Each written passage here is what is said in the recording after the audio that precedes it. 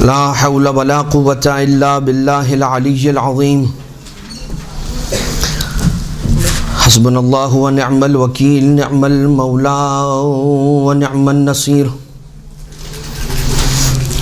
أعوذ بالله من الشيطان اللعين الرجيم بسم الله الرحمن الرحيم حمدا لك يا ذا الجود والإحسان والفضل والطول والامتنان وصلاة وسلاما على من لا ينطق عن الهوى إن هو إلا وحي يوحى حبيب قلوبنا وشفيع ذنوبنا وطبيب نفوسنا مولانا ومولى الثقلين جد الحسن والحسين أبي القاسم المصطفى محمد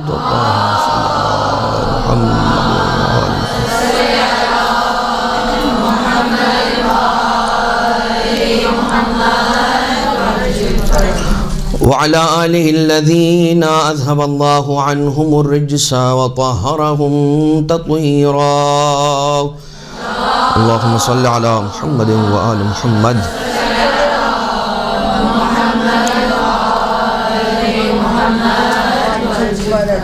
لا سيما على الإمام المنتظر والحجة الثاني عشر واللعنة الدائمة الباقية على أعدائهم ومنكري فضائلهم وغاصبي حقوقهم من الأزل إلى قيام يوم الدين أما بعد فقد قال الله سبحانه وتعالى في محكم كتابه ومتقن خطابه وقوله الحق وهو أصدق القائلين بسم الله الرحمن الرحيم الذين تبوأوا الدار والإيمان من قبلهم يحبون من هاجر إليهم ولا يجدون في صدورهم مما أوتوا ويؤثرون على أنفسهم ولو كان بهم خصاصة ومن يوق شح نفسه فأولئك هم المفلحون صلوات اللهم صل على محمد وآل محمد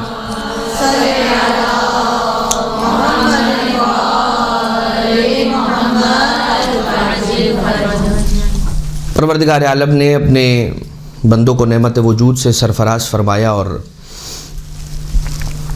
بہت ساری ایسی خصوصیات صفات کیریکٹرسٹکس انسان کے اندر بائی ڈیفالٹ کہہ لیجئے بلٹ ان کہہ لیجئے رکھ دی ہیں اس کے اندر اور اسی چیز کو ہم اس کی فطرت کہتے ہیں انسان کو جس فطرت پر پروردگار عالم نے خلق فرمایا ہے اسے فطرت اللہ کہتے ہیں فطرت اللہ التی فطر الناس علیہا لا تبدیل لخلق اللہ پروردگار عالم کی خلق میں کوئی تبدیلی نہیں ہے اور جہاں پروردگار عالم نے ایک بندے کی ایک بشر کی ایک مخلوق کی اپنی انسانوں میں ایک فطرت رکھی ہے اسی فطرت کے بہت سارے شعبے ہیں ایک شعبہ یہ ہے کہ جب بچہ آتا ہے اور روتا ہے تو اسے سکھایا نہیں جاتا بن سیکھے وہ رونا سیکھتا ہے اسے پتہ ہوتا ہے رونا وہ پہلے سے اپنی فطرت میں لے کر آتا ہے بھوک اپنی فطرت میں لے کر آتا ہے پیاس اپنی فطرت میں لے کر آتا ہے خوشی اپنی فطرت میں لے کر آتا ہے غم اپنی فطرت میں لے کر آتا ہے اسی طرح کی بہت ساری اور چیزیں ہیں خصوصیات کہہ لیجئے یا صفات کہہ لیجئے کہ جو وہ اپنے ساتھ اپنے ہی اندر اپنے وجود کے اندر فطرت کا حصہ رکھتے ہوئے لے کر آتا ہے پروردگار عالم نے اس میں ودیعت کیا ہوا ہے اسے عطا کیا ہوا ہے وہ اس میں ہے بلٹ ان انہی خصوصیات اور صفات میں سے ایک صفت ہے غضب ایک صفت ہے شہوت ایک صفت ہے کرم ایک صفت ہے بخل ایک صفت ہے نہ جانے کیا کیا ایک صفت جو ہے جس پر ہم آج گفتگو کریں گے وہ ہے ایثار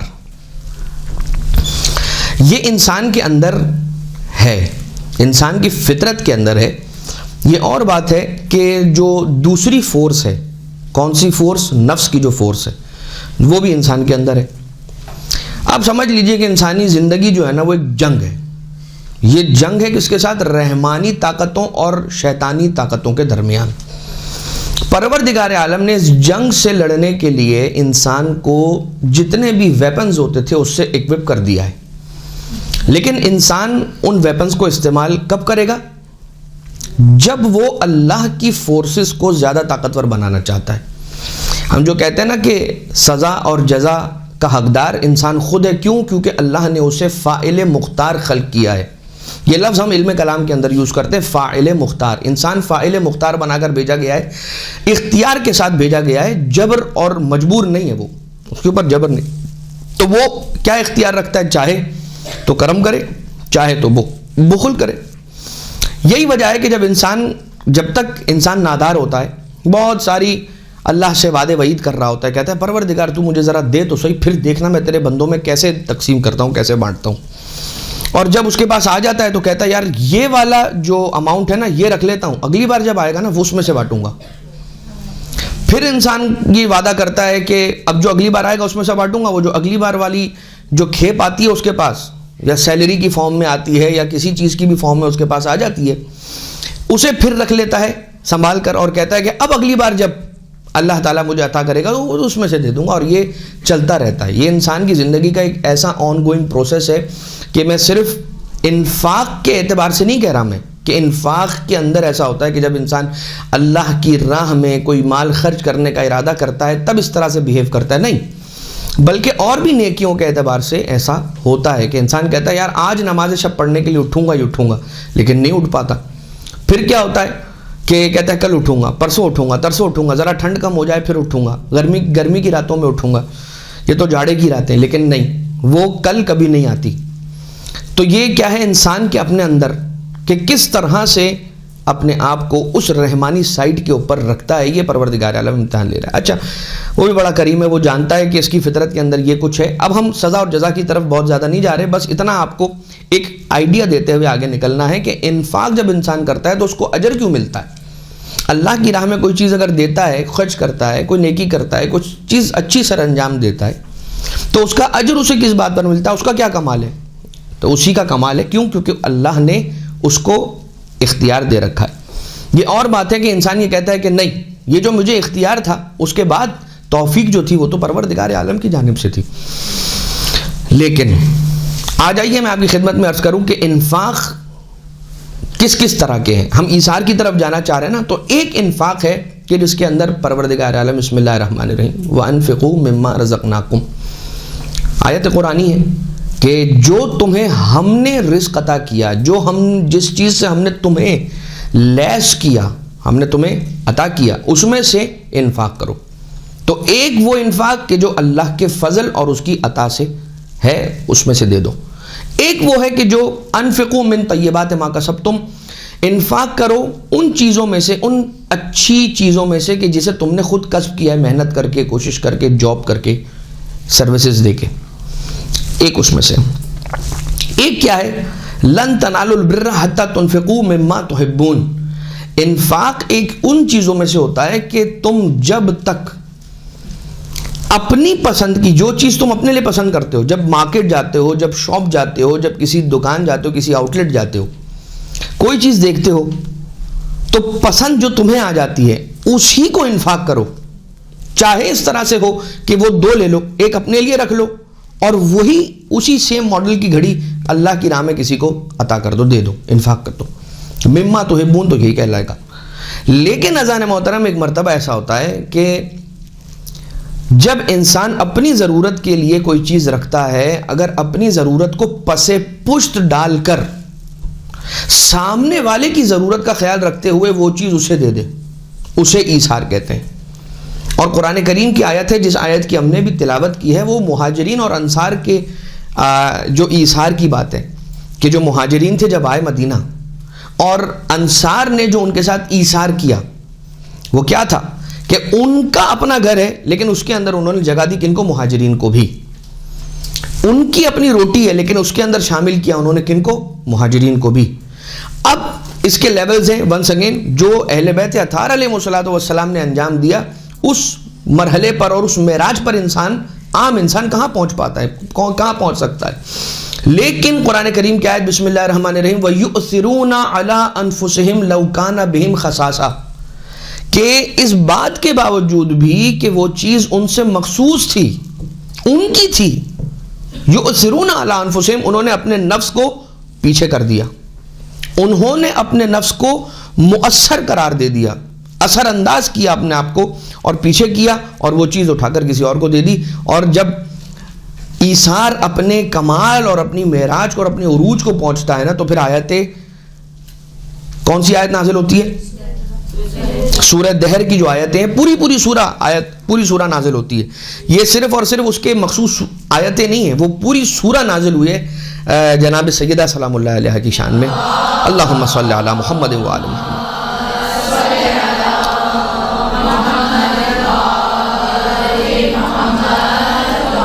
تو ایک یہ بات ہو گئی ایثار کے اعتبار سے کہ ایثار کیا ہے؟ اپنی ضرورتوں کو پس پشت ڈال کر انسان آگے آ جائے اور کہے کہ تجھے ضرورت ہے، تو لے لے، بے مثالیں آپ کی خدمت میں ہم پیش کر دیتے ہیں۔ اچھا، ایثار جب انسان کرتا ہے تو ہوتا کیا ہے؟ اس کا جو ڈائریکٹ امپیکٹ انسان کی سوسائٹی پر ہوتا ہے، معاشرے کے اوپر ہوتا ہے، وہ کیا ہوتا ہے؟ سب سے پہلی بات یہ ہوتی ہے کیا؟ کرائم ریشو کم ہو جاتا ہے۔ اچھا، اب یہ کوئی حدیث کے اندر آئی ہوئی باتیں نہیں ہیں، یہ خود ہمارا اپنا ایک ذاتی ایک ناقص انالائسس ہے جو ہم آپ کی خدمت میں عرض کر رہے ہیں کہ کرائم ریشو کم ہو جاتا ہے اگر کسی معاشرے کے اندر ایثار کی صفت پائی جاتی ہے، لوگوں کے اندر یہ حس ہے۔ ہمارے یہاں کیا ہے؟ الٹا ہے، میرے پاس میرا اپنا ہے، لیکن جب سامنے والے کے پاس کوئی چیز دیکھتا ہوں تو وہ بھی اس سے چھین کر اپنا حصہ بنانے کی کوشش میں لگا رہتا ہوں۔ میرے پاس ایک ہے، کوئی بھی چیز اب تصور کر لیجئے، میں جزئیات میں اور کیا کہتے ہیں سچویشنز میں نہیں جانا چاہتا، لیکن ہم یہ دیکھتے ہیں کہ میرے پاس وہ نعمت اللہ تعالیٰ کی عطا کردہ کہ جو میرے لیے کفایت کرتی ہے وہ ہے، لیکن پھر بھی جب وہ چیز میں سامنے والے کے پاس دیکھتا ہوں تو چاہتا ہوں کہ اس سے چھین کر اپنے پاس لے لوں، اسے اس نعمت سے محروم کر دوں۔ تو اگر کہیں پر ایثار ہوگا تو کرائم کے ریشوز کم ہو جائیں گے، محرومیت کا احساس لوگوں کے اندر کم ہو جائے گا، لوگ کمپلیکس کا شکار نہیں ہوں گے۔ خود آپ یہ دیکھ لیں اس معاشرے کے اندر، اور ایک ڈائریکٹ اس کا جو ایفیکٹ ہے وہ یہ ہے کہ بیگری کم ہو جائے گی، بھیک مانگنے والے لوگوں کی تعداد کم ہو جائے گی آٹومیٹکلی، ایثار جو ہے۔ پھر کیا ہوگا؟ مومنین کی آپس میں بانڈنگ مضبوط ہو جائے گی۔ ایک مومن دوسرے مومن کا جب خیال رکھے گا تو کیا آپ یہ سمجھتے ہیں کہ اگر آپ نے کسی کا خیال کرتے ہوئے ایک چھوٹی سی اس کے ساتھ نیکی کی تو وہ بھول جائے گا؟ ناممکن ہے، یہ بات یاد رکھیے گا۔ جس طرح سے آپ کسی کے ساتھ کوئی برائی کرتے ہیں وہ نہیں بھولتا، اسی طرح سے اگر آپ نے کسی کے مشکل وقت میں اس کے ساتھ اگر نیکی کر دی، یقین جانیے وہ نہیں بھولے گا، نہیں بھولے گا، نہیں بھولے گا، وہ یاد رکھتا ہے۔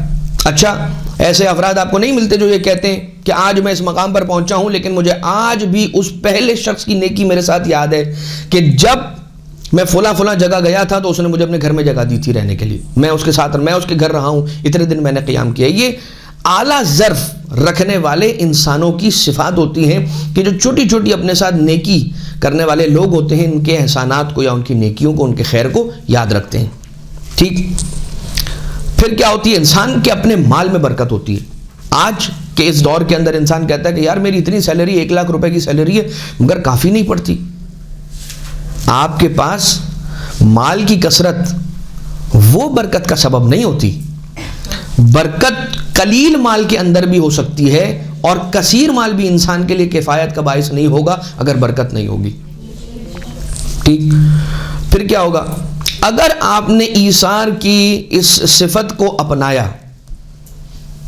تو کیا ہوگا؟ آپ کا پورا معاشرہ اپلفٹ ہو جائے گا، اوپر آئے گا۔ جیسا کہ ہم نہیں کہتے مومن کا دوسرے مومن پر حق کیا ہے، کہ اگر ایمان کے ایک درجے کے اوپر مومن ہے اور وہ دیکھتا ہے کہ اس سے نچلے درجے پر کوئی مومن ہے تو اس کا ہاتھ تھام کر کم سے کم اس درجے پر لے آئے کہ جس درجے پر وہ اس وقت ہے وہ مومن، تو کیا ہوگا؟ اس نیکی کی وجہ سے، نہ وہ کسی مدرسے گیا ہے، نہ اس نے کوئی مجلس سنی ہے، نہ اس نے کوئی حدیث پڑھی ہے، کچھ نہیں کیا، اس نے کوئی خاص کام نہیں کیا، بس ایک کام کیا اس نے کہ جس ایمان کے ایک درجہ بلندی پر وہ تھا کہ اپنے سے نیچے والے درجے والے ایمان والے ایک مومن کو اٹھا کر اپنے ساتھ درجے پر لے آیا، اسے وہ چیز بتلا دی جو اسے نہیں پتا تھی دوسرے مومن کو، جو اس کے ایمان میں اضافے کا سبب بن گئی. بس اس کا یہ بات بتانا ہی اس کے ایمان کے درجے کے اندر اضافے کا سبب بن جائے گا. دا مومنٹ کہ وہ کسی اور مومن کے ایمان کے اضافے کا سبب بنتا ہے، پروردگار عالم خود اس مومن کے ایمان میں اضافہ کر دیا کرتا. اللہم صلی علی محمد و آل محمد.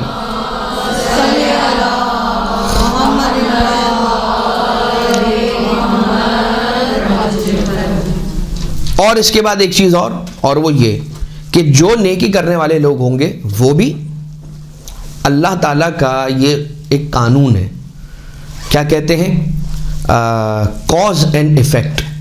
Cause and effect.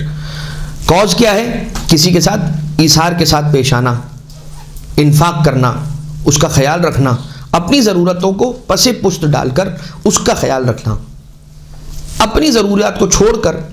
یعنی یہ نہیں کہا جا رہا کہ ہر چیز میں آپ ایسا کریں، نہیں، یہ نہیں کہا جا رہا، لیکن کبھی کبھار تو انسان کر سکتا ہے نا. انسان سے یقیناً یہ نہیں مانگا گیا کہ اپنا سارا کا سارا مال راہ خدا میں خرچ کر دو، یہ نہیں مانگا گیا، اور انسان کر بھی نہیں سکتا، اس لیے کہ یہ مقامات اور یہ شان ائمہ اطہار علیہ الصلوۃ والسلام کی شان ہے. ہم وہاں تک کہاں پہنچ سکتے ہیں؟ ہماری ایمانی کیفیت وہاں تک کی کہاں. کہ کچھ علماء کے بارے میں کہا جاتا ہے کہ پیر پھیلا کر نہیں سوتے تھے. وہ یہ کہتے تھے کہ میں ہر وقت اپنے آپ کو محضر امام معصوم میں محسوس کرتا ہوں، کہ بھائی ان کی معرفت کا لیول وہ تھا، اگر ہم کریں گے تو وہ کاپی ہوگا، صرف اور صرف ڈھانچہ ہوگا، سٹرکچر ہوگا، اس کے اندر عمارت خالی ہوگی. ٹھیک ہے، تو وہی کہتے ہیں، کیا کہتے ہیں کہ شیر کا لباس پہننے والا ہر شخص شیر نہیں ہوا کرتا. اب کوئی شخص یہ کہے کہ بھائی میں بھی آج کی رات 1000 رکعت نماز پڑھوں گا تو کیا میں علی ابن ابی طالب بن جاؤں گا علیہ الصلوۃ والسلام؟ نہیں، خام خیالی ہے انسان کی. ہم ہیں کون؟ مومن، ناقص الایمان، اور ہم 1000 رکعت پڑھ رہے ہیں، بھائی وہ تو کل ایمان ہے. ٹھیک. اب یہ یہاں پر میں آپ کی خدمت میں ایک آیت قرآن کریم کی عرض کرتا ہوں. بسم اللہ الرحمن الرحیم. واللہ، سورہ نحل کی یہ آیت نمبر 71 ہے، 71 نمبر کی آیت ہے. بسم اللہ الرحمن الرحیم. واللہ فضل بعضکم علی بعض فی الرزق. پروردگار عالم نے فضل عنایت کیا اور کچھ لوگوں کو کچھ لوگوں سے زیادہ رزق عطا کیا. فَمَا الَّذِينَ فُضِّلُوا بِرَادِّ رِزْقِهِمْ عَلَىٰ مَا مَلَكَتْ أَيْمَانُهُمْ فَهُمْ فِيهِ سَوَاءٌ أَفَبِنِعْمَةِ اللَّهِ يَجْحَدُونَ. اور وہ لوگ کہ جو اپنے پاس زیادہ مال ہے اور اس کے بعد وہ نہیں عطا کرتے، تو کیوں پروردگار عالم سے جنگ کر رہے ہیں، پروردگار عالم سے ٹکراؤ کیوں لے رہے ہیں؟ یعنی کہ گویا یہ سمجھ لیجئے کہ کہیں پہ اگر کثرت مال دیکھیں تو روایتوں سے استفادہ مستفاد ہے، روایتوں سے، کہ اگر کہیں پر کثرت مال دیکھیں تو اس بات کا اندازہ کر لیجئے کہ وہاں اس مال کے اندر کسی اور کا حق بھی موجود ہے.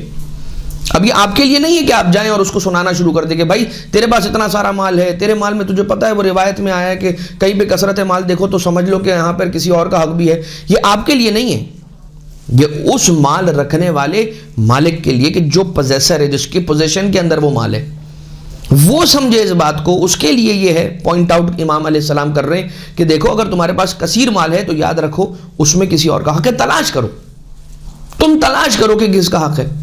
جیسے وہ اپنے گھر سے باہر نکلے گا پہلے اس کے گھر کے اندر بہت سارے کیسز نکل آئیں گے.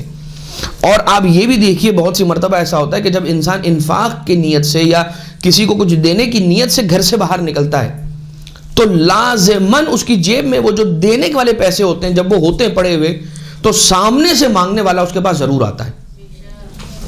اچھا پراپر کیس ہو، مومن ہو، خاص طور سے مومن ہو، اس کو غیر مومن کے اوپر ترجیح ہے. اب آ جائیے میں آپ کی خدمت میں مستدرک الوسائل کی وہ حدیث پیش کروں کہ جس میں امام صادق علیہ الصلوۃ والسلام مولا ارشاد فرماتے ہیں اللہم صلی علی محمد و آل محمد.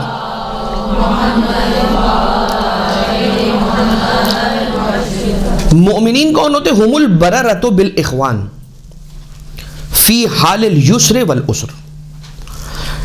مومن کون ہوتا ہے؟ آسانی اور مشکل، یعنی آسانی اور آسائش اور مصیبت دونوں ہی حالات کے اندر نیکی کرتا ہے اپنے مومن بھائیوں سے.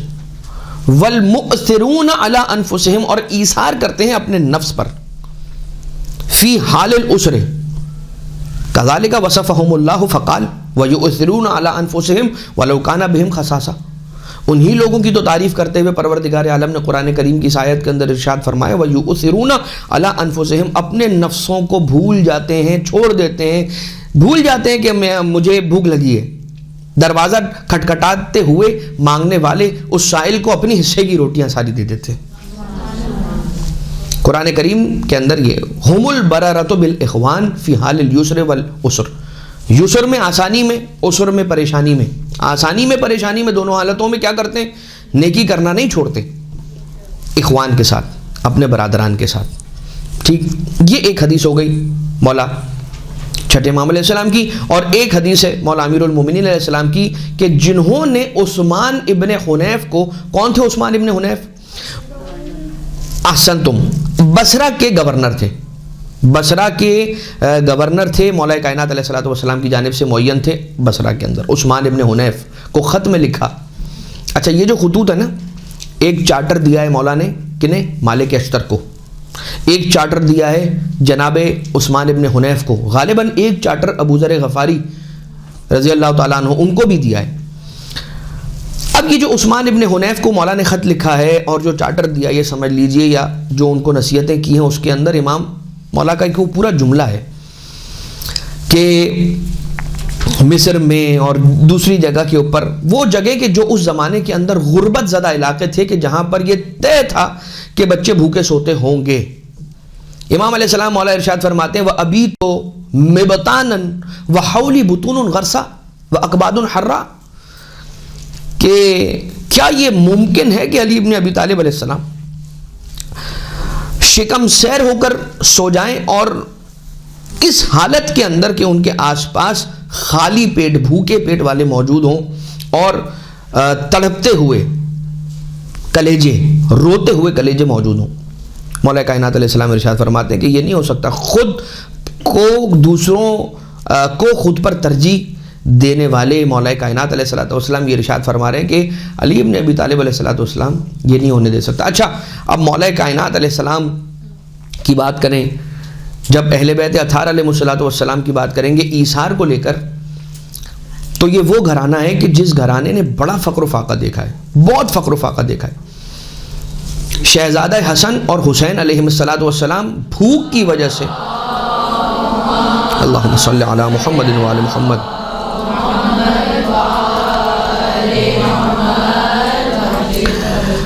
بھوک کی وجہ سے انہیں نیند نہیں آتی تھی شہزادوں کو. ٹھیک ہے, اب سوچئے ماں کا کیا عالم ہوگا, اور ماں بھی کون ہے؟ کائنات کی شہزادی. سارا نمک, سارا پانی شہزادی کا مہر, ساری زمین بی بی کا مہر, جنت کی سردار بی بی ہیں, اور ان کے بچے بھوکے ہیں. یعنی یہ کیا ہے؟ یہ صبر ہے. اپنا اختیار وہاں پر استعمال نہیں کیا, چاہتے تو سب کچھ اختیار میں تھا, لیکن جانتے ہیں کہ پروردگار عالم کی خوشنودی اس میں ہے کہ ہم ان اختیارات کو اس وقت میں استعمال نہیں کریں. اللہ کی مرضیوں کو بھی تو جاننے والے ہیں نا, یہی تو ہستیاں ہیں نا کہ جانتی ہیں کہ پروردگار عالم کی کب کیا مرضی ہے, اس کی کیا مشیت ہے. یہاں تک کہ مولا کائنات علیہ السلام نے جب پوچھا ہے اور بی بی نے بتایا ہے تو مولا کائنات تشریف لے گئے, ایک درہم لیا, اور جب وہ درہم مولا کائنات علیہ السلام نے لیا ہے اور جا رہے ہیں گیہوں یا جو لے کر جا رہے ہیں, تشریف لے جا رہے ہیں گھر پر, تو راستے میں سخت دھوپ کا موقع ہے اور گرمی کی اس شدت کے اندر کن کو بیٹھا ہوا دیکھا؟ مقداد ابن اسود کو دیکھا. اب مولا کائنات علیہ السلام یہاں سے, تو ہمارا انداز ہے نا, ہم نے کسی کو دیکھا ہمارے گھر میں بھوکے, ہمارے گھر میں فاقہ ہے, اس وقت ہم نے اگر کسی کو مشکل میں دیکھا بھی نا تو ہم وہاں رکتے نہیں, ہم بریک نہیں مارتے ادھر, ہم سیدھا چل جاتے ہیں, بولتے ہیں یار ابھی اس نے اگر مجھ سے کچھ مانگ لیا تو میں تو نہیں دے سکوں گا. اور ایسے وقت پر تو امتحان زیادہ ہوتا ہے انسان کا. مولا کائنات گئے, مقداد سے پوچھا کیا ہوا؟ مولا 3 دن سے بھوکا ہوں. کہا یہ لے لو, جاؤ جا کے کھا لو. تو مولا آپ اپنے لیے لے جا رہے ہیں گھر پر, اور میں جانتا ہوں آپ کے گھر کی حالت. کہا کہ نہیں مقداد، ہم 2 دن سے ہمارے گھر میں فاقہ ہے، تمہارے یہاں 3 دن سے فاقہ ہے، تم زیادہ ضرورت مند ہو، تم لے جاؤ۔ اہل بیت اطہار کے گھر میں 2 دن سے فاقہ ہے، مقداد کے گھر میں 3 دن سے فاقہ ہے، فاقہ دونوں جگہ ہے۔ مولا کائنات نے کہا مقداد تم زیادہ حقدار ہو، لے جاؤ۔ کیا کمال کا ایثار ہے! نہیں پہنچ سکتا انسان اس معراج پر، نہیں اس مقام تک نہیں پہنچ سکتے، لیکن اگر اس مقام کو دیکھ لیا ہے تو بہت نیچے آ کر جو چھوٹا سا لیول ہے اس کو تو ہم انجام دے ہی سکتے ہیں نا۔ اب جب گھر پہ مولا کائنات علیہ السلام نے دے دیا، ذرا سنیے گا پورا واقعہ ہے، میں آپ کی خدمت میں عرض کرنا چاہتا ہوں، اور اسی سے ہمیں وہ طاقت ملے گی کہ اپنی زندگی میں ہم ایثار لے کر آ سکیں۔ جب ہم یہ مثالیں دیکھتے ہیں نا تو پھر ہم یہ کہتے ہیں کہ یار یہ 100% ہے تو ہم 10% تو اس کا کر سکتے ہیں نا، ہم کوشش کر سکتے ہیں۔ مولا کائنات علیہ السلام اب گھر نہیں گئے، مولا کہاں تشریف لے کر آئے؟ مولا آئے مدینہ کی مسجد میں۔ اب مدینہ کی مسجد میں ہوا یہ کہ کوئی بڑے میرے خیال سے شام کے علاقے سے کوئی ایک شخص رسالت مآب کے لیے انتہائی مہنگی چادر کا ٹکڑا لے کر آیا ہے رسول کو گفٹ دینے کے لیے۔ وہ رسول کو گفٹ دے کر چلا گیا اور رسول نے فرمایا کہ یہ چادر کا ٹکڑا آج میں اسے دوں گا کہ جس کو اللہ اور اس کا رسول چاہتا ہے، اور جو اللہ اور رسول کو چاہتا ہے، یعنی جو اللہ اور رسول کا محبوب بھی ہے اور ان کا محب بھی ہے، اسے دوں گا آج۔ اور جیسے ہی رسول نے یہ صفت بیان کی تو سارے کے سارے اصحاب جو ہے نا وہ اپنے اپنے چہرے اٹھا کر رسول کو دیکھنے لگے۔ اور رسول، اب ذرا سنیے گا، یہ سینیریو میں آپ کی خدمت میں پیش کر رہا ہوں تاکہ اندازہ ہو سکے کہ کون تھا کہ جو رسول سے، اولاد رسول سے، علی سے، اولاد علی سے پیار کرنے والے لوگ تھے اور اسی مجمع میں ان سے بغض رکھنے والے بھی تھے۔ تو ایک مرتبہ رسول نے جب دیکھا نا سارے اپنے چہرے اوپر کر رہے ہیں، رسول نے کہا بھائی مجھے علی کا بتاؤ، علی کہاں ہے؟ یعنی تم یہ تصور بھی نہیں کرنا کہ جو میں نے کہا ہے نا کہ جو اللہ اور اس کے رسول کا محبوب بھی ہے، محب بھی ہے، اس کا تمہارے ذہن میں تصور بھی نہ آنے پائے کہ وہ تم ہو۔ وہ تصور آنے بھی نہیں دیا، رسول نے روک دیا اور کہہ دیا علی کہاں ہے؟ علی کو لے کر آؤ۔ جیسے یہ جملہ سنا عمار دوڑے، عمار دوڑے علی کو بلانے کے لیے۔ ایسا لگتا ہے کہ جیسے عمار انتظار میں تھے کہ علی کا نام سنوں، رسول کی اجازت ملے اور جا کر میں علی کو بلا کر لے کر اللہم صلی علی محمد و آل محمد۔ دوڑ کر گئے، مولا کو بلایا، مولا تشریف لائے، اور جب آئے ہیں تو رسول نے وہ چادر علی کو سپرد کی۔ علی نے بازار میں لے جا کر بیچی، 3000 دینار ملے۔ جب یہ 3000 دینار ملے، مولا کائنات علیہ الصلوۃ والسلام نے وہ عمار کے ساتھ گئے اور 3000 دینار لوگوں میں انفاق کر دیے، لوگوں میں تقسیم کر دیے مولا کائنات نے۔ اب جب تقسیم کر کے واپس آ رہے تھے، رسول اکرم نظر آئے اور رسول نے کہا یا علی آج تو ہماری دعوت تمہارے گھر بنتی ہے، اس لیے کہ آج آپ کو بیچ کے 3000 دینار ملے۔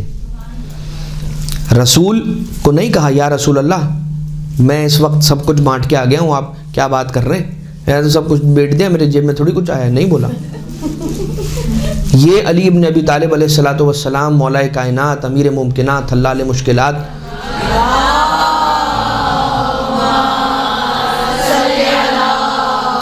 علیہ الصلوۃ والسلام، یہ مولا کا انداز ہے کہ نہیں اپنی زبان رسول اکرم کے سامنے نہیں کھولی۔ اچھا، اور یہ نہیں کہ تو چھپا کر کی، لیکن کیا رسول اکرم نہیں جانتے ہوں گے؟ کمال تو یہ ہے نا، رسول نہیں جانتے۔ اچھا، اب رسول نے فرمایا، مولا کائنات نے کہا آمنا وسلمنا بسر و چشم آپ کی آج ہمارے یہاں دعوت، اور رسالت مآب اور مولا کائنات علیہ السلام ساتھ ساتھ چل پڑے وہاں سے گھر آنے کے لیے۔ جیسے ہی گھر کے قریب آئے، اب جناب سیدہ نے کیا سوچ رکھا ہوگا، کیا انداز ہوگا بی بی کا؟ جیسے ہی بی بی نے سنی ہے نا رسول اکرم کی آواز، تو ایک مرتبہ فوراً سے اپنا سر سجدے میں رکھا مصلی پہ، اور جیسے بی بی نے سجدے میں سر رکھا تو یہ کہنے لگی بار الہ، میری لاج رکھ لیجیو، میرے بابا آ گئے۔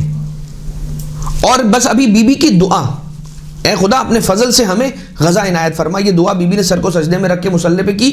ابھی دعا مکمل نہیں ہوئی تھی، بی بی فرماتی ہے مجھے غزہ کی خوشبو میرے مشام میں محسوس ہوئی۔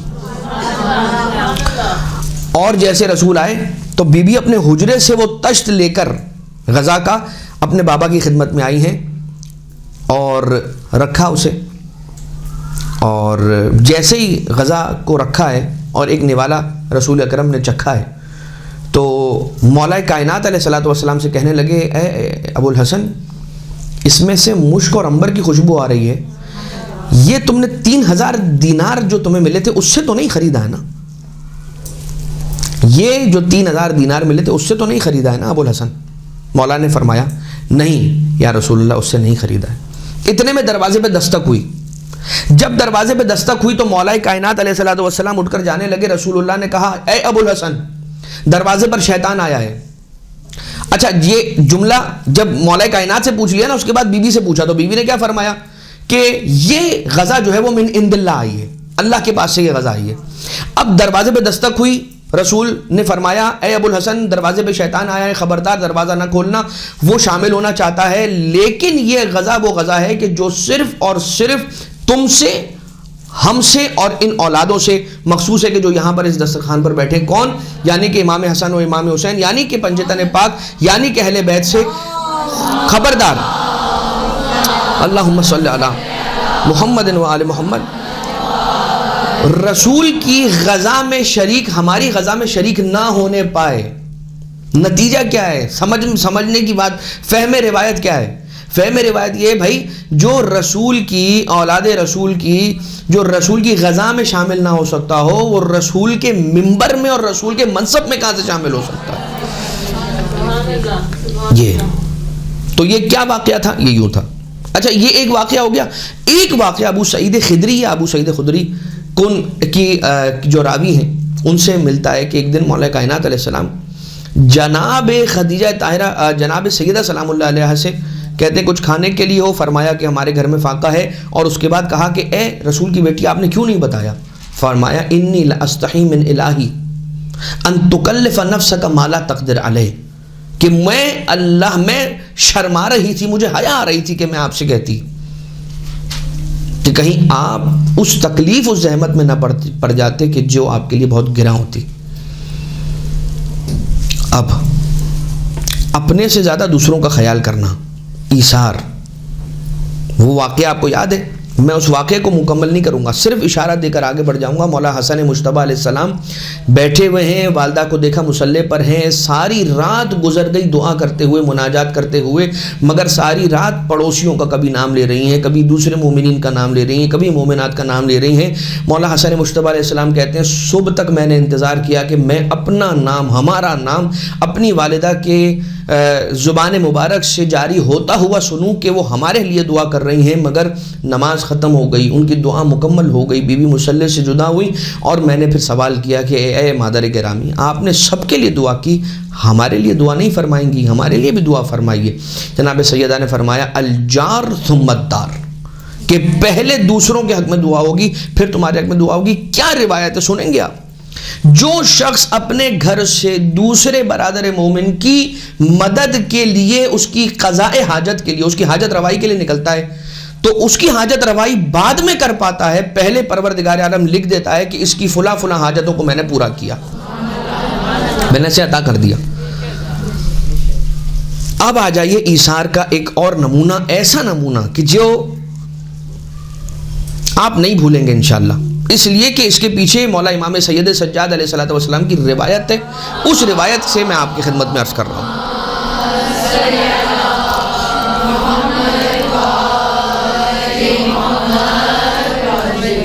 مولا امام چہارم ارشاد فرماتے ہیں کہ رحم اللہ عمی العباس، پروردگار اللہ ہمارے چچا عباس پر رحمت نازل فرمائے۔ فلقد آثرا وابلا وفدا اخاہ بنفسہ، اللہ ہمارے چچا عباس علیہ السلام پہ رحمت نازل فرمائے کہ انہوں نے یقیناً بے شک آثرا یعنی کہ ایثار کیا، آثرا وابلا اور مصیبتوں کو اٹھایا، وفدا بالنفس، فدا اخاہ بنفسہ، اور اپنے نفس کو اپنے بھائی حسین پر فدیہ کر دیا اور فدا کر دیا، قربان کر دیا۔ اچھا، مولا عباس علیہ السلام نے اپنا نفس، مولا سجاد علیہ السلام جو فرما رہے نا اپنے بھائی پہ قربان کر دیا. یہ بھائی کون ہے؟ یہ بھائی امام معصوم ہے، امام برحق ہے، امام وقت ہے. عباس کون؟ ہاتھوں میں وہ طاقت ہے تلوار کی کہ اگر عباس کی تلوار چل جائے تو پورا کا پورا لشکر یزیدی اپنی جگہ سے تہس نہس ہو جائے، ختم ہو جائے، نام و نشان باقی نہ بچے. اکیلے صرف مولا عباس علیہ السلام ان کی تلوار کافی ہے. لیکن اچھا ذرا سوچئے، وہ عباس علیہ السلام کے جن کے نانا یعنی بی بی ام البنین سلام اللہ علیہا کے جد اعلیٰ کا نام اللہم صلی علی محمد و آل محمد، بی بی کے جد اعلیٰ کا نام لوگ اپنی تلواروں پر لکھتے تھے، شجاع اور پہلوان اپنی تلواروں پر ان کا نام لکھتے تھے تاکہ ان کو جنگ کے اندر فتح یابی حاصل ہو. تو یہ تو وہ عباس علیہ السلام ہے جن کے لیے مولا حسین علیہ السلام نے کہا یا اخی ارکب بنفسی انتا، اے عباس تو سوار ہو جا، میں تجھ پہ قربان. یہ مقام ابو الفضل العباس علیہ السلام کیا ہے جانتے؟ ایثار کیا ہے. اب مولا عباس علیہ السلام نے کس چیز میں ایثار کیا ہے؟ ہم ابھی تک جو ڈسکس کر رہے تھے، مال میں، رزق میں، روٹی میں، کپڑے میں، اس چیز میں، اس چیز میں، چھت میں، فلاں وغیرہ وغیرہ. آ جائیے جو مولا عباس علیہ السلام نے ایثار کیا ہے نا، اس کی مثال نہیں ہے ہمارے پاس. جو کچھ عباس علیہ السلام کا ارمان تھا وہ سب چھوڑ کر مولا حسین علیہ السلام کے حکم کو مان لیا اور کہا یا حسین جو آپ کہہ رہے ہیں وہ بس ٹھیک ہے. اس کے معنی یہ ہوئے کہ اپنی شجاعت دکھا دینے کا نام نہیں ہے ایثار.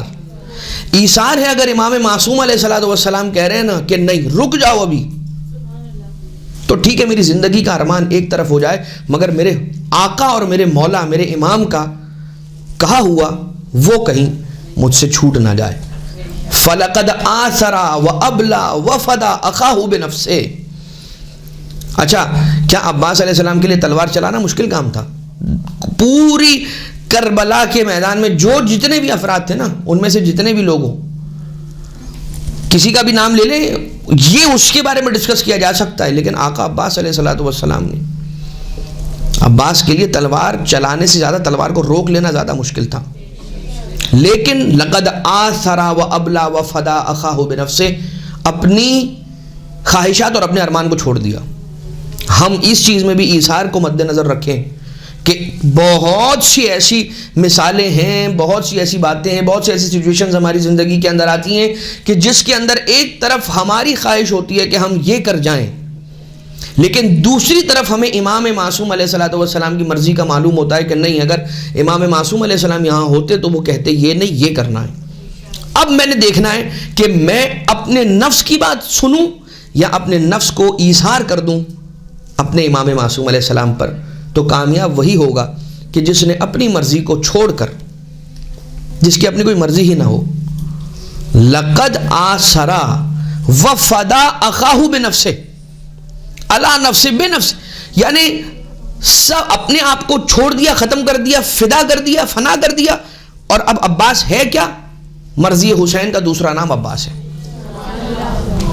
اسی طرح سے ہمارا ہو جائے کہ ہم یہ جان لیں کہ بس میرے مولا کی مرضی کیا ہے، اس کے بعد صرف ایثار ہی ایثار. تنگ کرے گا بار بار انسان کو اس کا نفس کہ یار یہ کر لے یہ کر لے یہ کر لے، لیکن انسان یہ کہے کہ نہیں، یہاں پر میرے مولا کی مرضی ہوگی کہ جو سب سے بلند ہوگی. اس دعا کے ساتھ کہ پروردگار عالم ہمیں ایثار کے لیے آمادہ کرے اور ہمیں یہ توفیق عنایت فرمائے کہ ہم اپنے نفس سے زیادہ مومنین کے نفوس کا خیال رکھیں. کم سے کم اتنا ہو کہ جو ہمارے قریبی ہیں وہ اگر کسی مشکل میں ہوں تو کوشش کر کے زیادہ سے زیادہ ان کی پریشانیوں کو دور کرنے کی کوشش کریں، ان کی حاجت روائی کی کوشش کی سعادت پروردگار ہم سب کو توفیق نصیب فرمائے. اور یہ یاد رکھیے گا کہ اگر آپ دے رہے ہیں نا، اگر آپ ایثار کر رہے ہیں تو جا نہیں رہا ہے، واپس آپ کی طرف آ رہا ہے. یہ ایک ایسی بال کی مانند ہے کہ جو آپ دیوار پہ دے رہے ہیں، دیوار پہ دے مار رہے ہیں. اب آپ یہ کہیں کہ یار وہ بال تو میرے ہاتھ سے چلی گئی. سائنس یہ کہہ رہی ہے کہ نہیں، اگر آپ نے بال دیوار پہ دے ماری ہے تو equal and opposite reaction ہے اس کا. یہ سائنس کہہ رہی ہے. یہاں پر شریعت یہ کہہ رہی ہے ایکول اینڈ اپوزٹ نہیں ہے، اس سے زیادہ تیز ہے اور اس سے پہلے ہے. اگر تم حاجت روائی کرتے ہو کسی مومن کی تو اس سے پہلے تمہاری حاجت پروردگار لکھ چکا ہوتا ہے. پروردگار ہم سب کو نیک اعمال انجام دینے کی توفیق عنایت فرمائے. قلب نازنین امام زمانہ علیہ الصلوۃ والسلام کو ہم سب سے راضی و خوشنود فرمائے. وما علینا الا البلاغ المبین وصلی اللہ علی محمد وآلہ الطیبین الطاہرین.